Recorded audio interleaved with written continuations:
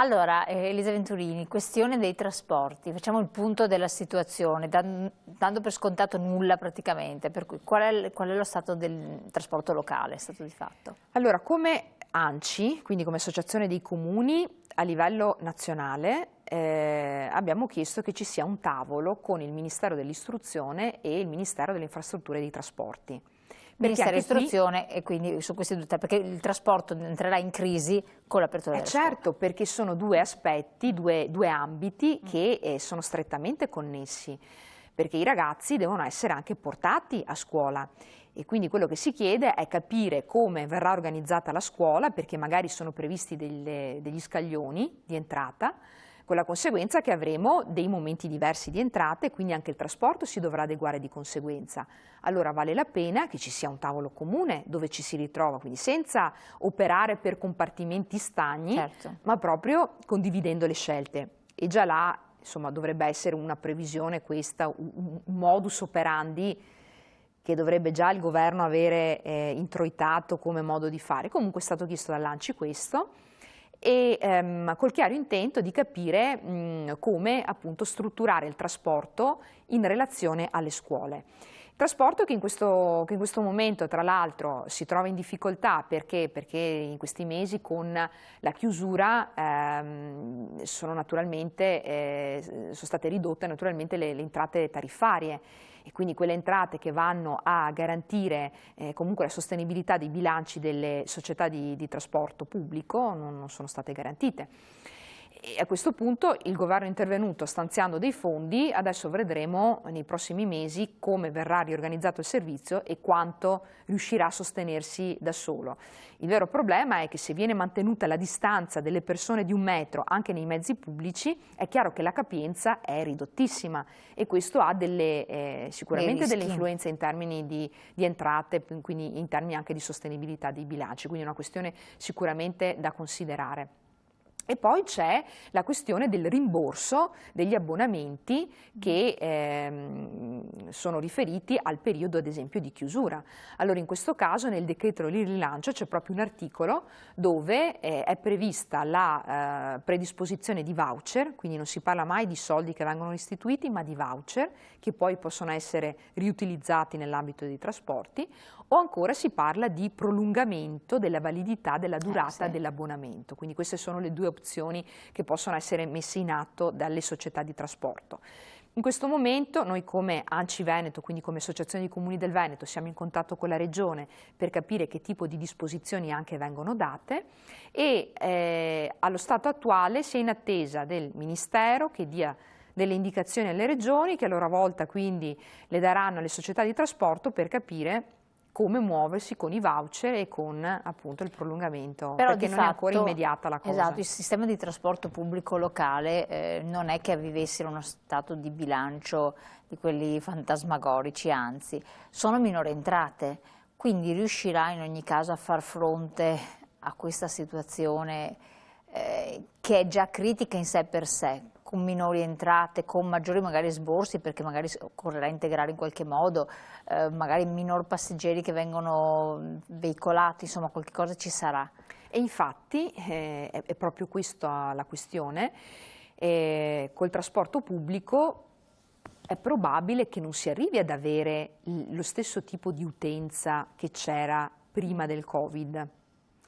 Vuoi per lo smart working per cui le persone stanno a casa a lavorare, vuoi perché in termini di capienza ci stanno meno persone all'interno dei mezzi, vuoi che ci siano delle persone che incominciano ad andare in bicicletta, oppure utilizzando altri mezzi, il monopattino, questo nelle città perché ovviamente nel trasporto extraurbano, quindi nelle lunghe anche percorrenze, è evidente che non è possibile. Quindi in termini di entrate tariffarie è molto probabile che non ci sia lo stesso tipo di entrata, quindi ci dovrà essere un altro impegno, un impegno maggiore da parte dello Stato nel garantire il servizio di trasporto pubblico locale. Allora, sicuramente dovranno essere fatti dei ragionamenti per capire di che mezzi disponiamo, se è possibile valutare anche un cambio di mezzi, ma nel senso anche mezzi più ecologici rispetto anche al passato, perché questa era la previsione.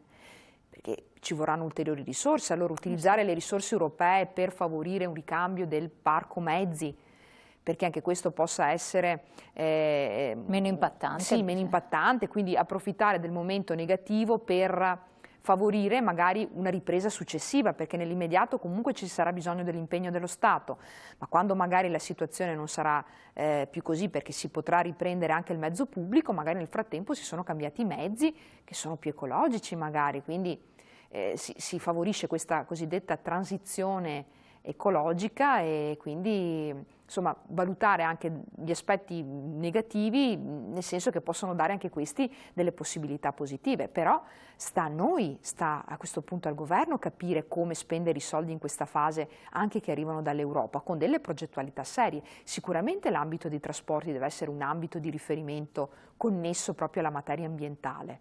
Eh sì, assolutamente. Non è una cosa di poco conto questo, sembra un problema secondario, forse No. perché se ne parla poco. E a livello territoriale nostro Veneto, qual è lo stato della situazione? Naturalmente la situazione veneta rispecchia la situazione italiana, perché un po' tutte le Che però società... un po' messa meglio qua da noi, no? Qui, o no? Allora, le società di trasporto, bene o male, vivono la stessa situazione. Dipende poi lo Stato quanto vuole investire, quanto le regioni poi vogliono investire in termini di trasporto O riescono pubblico, a investire. certo, e come poi si intende organizzare il servizio di trasporto in base a quello che sarà l'epidemia, se si ritiene ad un certo punto che possa essere superata perché magari si trova la terapia, perché magari esce il vaccino.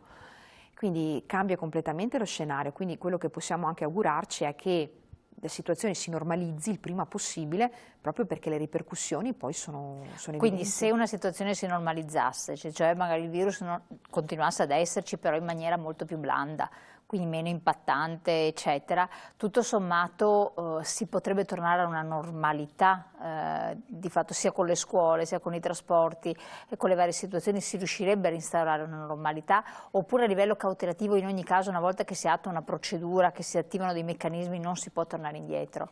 Ma secondo me prima si ritorna alla normalità meglio è. Perché poi ci sono sempre dei tempi di adattamento, Okay, perché poi le conseguenze si portano avanti nel tempo. È vero che, come dicevo prima, potrebbe essere che un po' gli stili di vita siano cambiati, per cui magari più gente a casa con il lavoro, lo smart working. Quindi ci sono dei vari combinati e disposti che possono Potrebbe intervenire. esserci, però se noi pensiamo ad esempio alla popolazione scolastica, è evidente che questa continuerà ad esserci.